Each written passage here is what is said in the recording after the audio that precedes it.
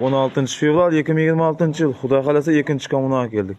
Şu mallar so'rab turibmiz mana Xudo xolasa. Ekmal akamning moli bag'ib qo'ygan. Birinchisi, bu ikkinchisi.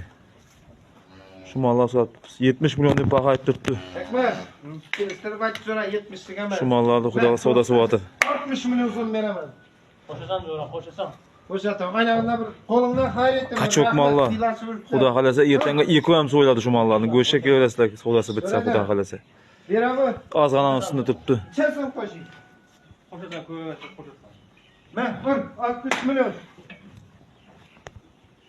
Al. To'ylaringga buyursin. Razimisan? Roziman. Rahmat. Yur. 62 million so'm savdosi pishdi Xudo xolasa. Mollariniz bo'lsa xabarlashib olasizlar. Qachoq mallar. Go'shtga olasizlar Xudo xolasa.